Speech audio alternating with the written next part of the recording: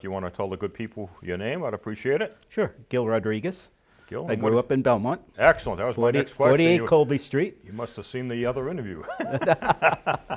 No. What year did you get out of Belmont High? And I know the answer. 1966. Okay. And you went through all Belmont schools. Your elementary school was where? You're a Winbrook guy? Burbank. Burbank. Then the junior high. Yeah. And of course the high school, the old high school, not the new one. Everybody knows the date and the year they went in the service. When was your time? January 1968. Okay. And you enlisted, or were you drafted, getting drafted, No, or? I enlisted, but after Belmont High, my parents weren't too keen on me enlisting. And I had gone to Newman Prep with a good friend, a mutual friend of ours, Bobby Ryan, Billy Brule, tried to get our grades up. And after that semester, I went to Cape Cod Community College and decided that it was time for me to enlist. So I went home, told my parents, and I enlisted. I enlisted in the Air Force for 4 years. And I took a little different approach. The draft was very popular back then, but my draft number was 348, so it was irrelevant, to be honest with you. Yeah. But I thought it was a time that, I really wasn't sure what I wanted to do. I thought military, 4-year commitment. I joined the Air Force and spent 4 years.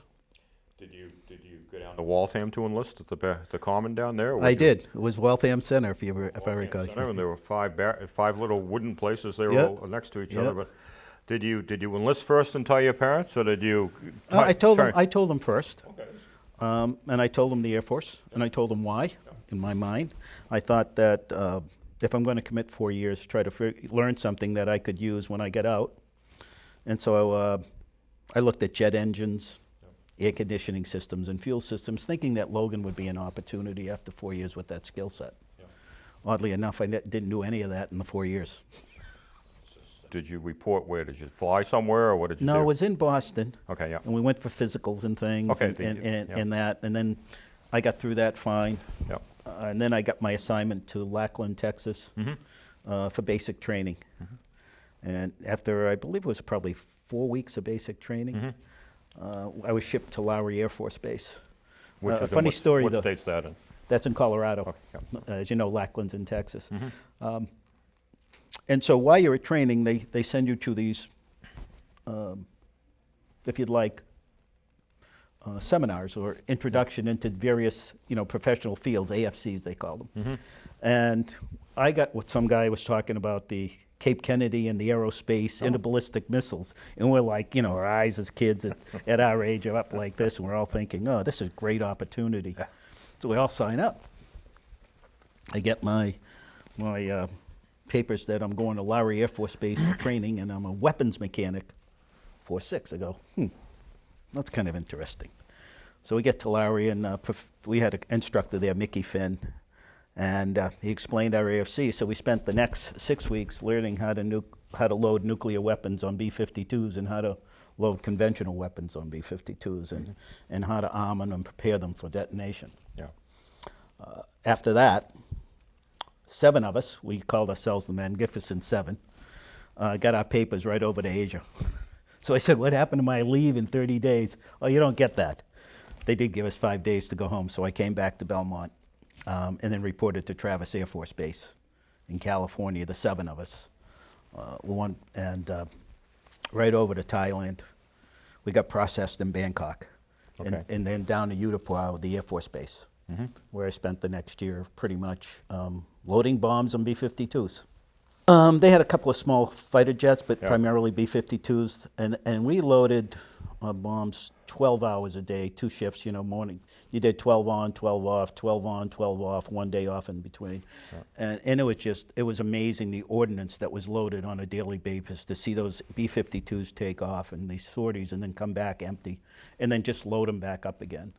A little bit on B-52. A B-52 carries 128 500-pound bombs and 96 750-pound bombs, and then they have rocket pods on them.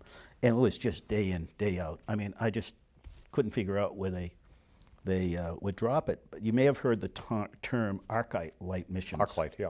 Well, the arc lights are the aurora borealis, right? Yep. And at night, the B-52s, as they're dropping their ordnance, it looks like the aurora borealis and the lighting of the skies. It's amazing. Yeah. It's amazing. But my job there first was preparing the bombs to go onto a grid. So would be putting the fuses in, putting the arming wires in. Truck would take it and somebody load it. So we do a month of that, and then the next month on the flight line, actually loading them into the belly of the aircraft and loading the rocket pods. You know, they were flying the same thing out of Guam and Okinawa. Yeah, yeah, they were. And I actually got hurt there and was medevaced to Tachikawa, Japan. Yes, yeah, yeah. And they found nothing wrong, sent me back, and then 2 months later I ended up going to the Philippines and having surgery in the Philippines, and then transferred back. And like most of us, I wanted to take advantage of the service, so I put in for consecutive overseas duty. Yeah. You know, Spain, Puerto Rico, Yeah. and I ended up at Plattsburgh Air Force Base, New York. At that time, we were working on, you know, F-111s and nuclear stores and things like that. Yeah. One night I'm on the flight line, and we used to have 48-hour shifts where we'd have to go in the 7x24 response area. So they had crews in there Yeah. that if an unforeseen event, they had aircraft ready and to take off, and those F-111s are fully loaded. Yeah. And one night we're out and we're doing a load and we're being inspected. You know, it's 11 below zero, the winds are coming off Lake Champlain, and some guy says to me, your fatigues don't have a crease in it. Next morning I went and I volunteered for an operation called Palace Dragon. That was to be a gunner on a gunship. They sent me to Ohio for training, and then to Spokane, Washington for survival school.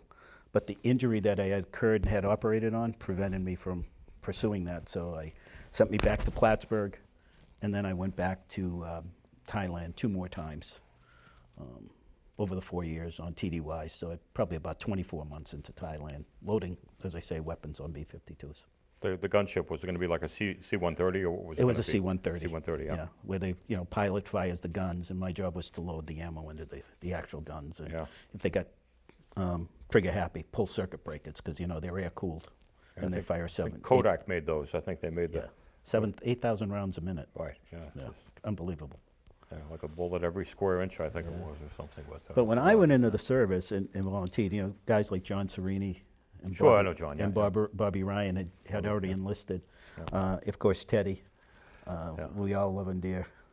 Funny story about Teddy.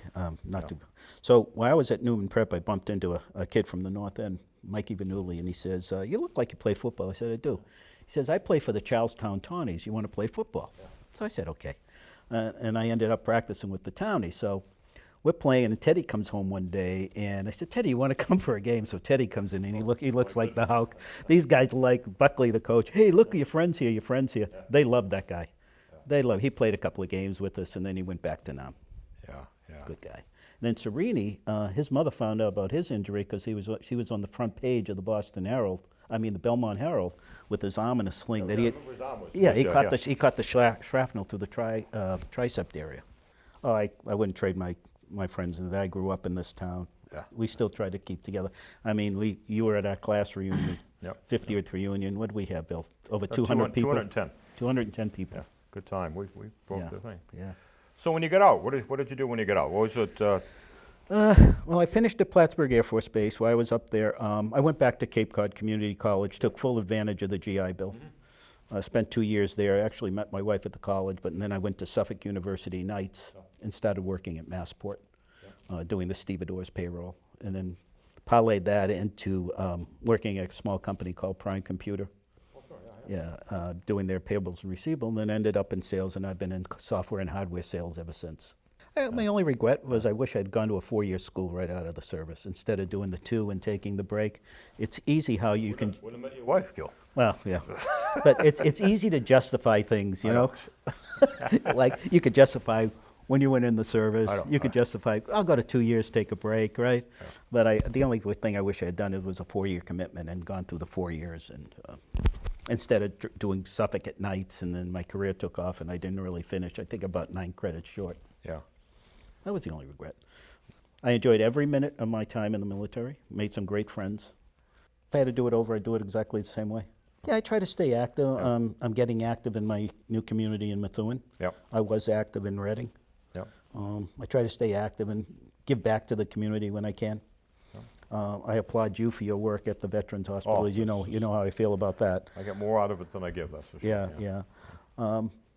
No, I think for me, the timing was right, the 4-year commitment. Yeah. You know, when you're young and you don't have that vision of where you want to go, Yeah. that 4 years helped me. Because when I came out, I was, Dean's List, better listener, Yeah. less talker, better listener, absorbed things, had a better appreciation for things. And I think the 4 years of the military helped me do that. The only thing I wish I could change, I just mentioned to the young lady out there, that all of the veterans of all of the wars came back to somewhat of a hero's welcome, Yeah. except the Vietnam era. Yeah. The protests, the political unrest. I mean, it wasn't, and now that we're at ages where we should be taken care of. Not me, but there are other veterans from that area that need the attention. I'm fortunate, to have good medical benefits and fairly healthy, but a lot of people gave up a lot of their lives out there. When you went back to Cape Cod Community College, I know when I went back to Bentley that fitting in was, we weren't too interested in fitting in anyway, but we had our own place in the cafeteria where we all hung out. Everybody was just a kid. But did you have any, did that pretty much the same way you were? I never got any grief from anybody because I think they'd be afraid to come up and say something. But no, I think we had a group that were recently discharged, there for the same reason. Yeah. Of course, we all had our Army green jackets on, and yeah, the old fatigue shirts. But no, I never felt that at all at the college. Yeah. We just kind of blended in. The only thing different was we were a little older. I was 4 years older probably than most of the people at the community college. Okay. And that age difference sometimes shows in your approach to things, and I think people sense that, but other than that, no. Yeah. The biggest protest I saw when we got back from, first time we came back through Travis, okay. I mean, they were just lining the air with the signs and everything. Yeah. No. When would that have been, 70 or 69? Or? Well, when I came back first was 69. 69, yeah. And then it quieted down when I came back from other TDYs. It seemed that peak, it started to slow off a little bit, pull off a little bit. But no, it was a great experience, Bill. I'm glad I did it. You didn't have to be in uniform to be recognized as a soldier because hair was so long at that time. You got off and you had a good tan and you had short hair, and no matter what you were wearing, you were identified. Well, the funny one was at the Air Force Base. We all wanted long hair because we had had enough. So we used to take Vaseline and slick our hair back as tight as we could, and you put the hat on. You could see the grease ring around it. Military duty is an honor. And I think this younger generation should look at it that way. There's a lot to take away from it, but there's equally as much to give to it. And I just think when I go to bed at night, I feel good about what I did. My family feels good about what I did. And that's good. Yeah, unfortunately, I knew a lot of people in the early 70s used to drop it off their resume, literally. I mean, when they were applying for jobs or what have you, if they were, depending on, it's sad. It's just basically that, Now they want to know if you have earned, if you have duty. Right. If you've served, right? They want to know that. And then they want to know if you have disabilities. And so it's a different atmosphere is correct.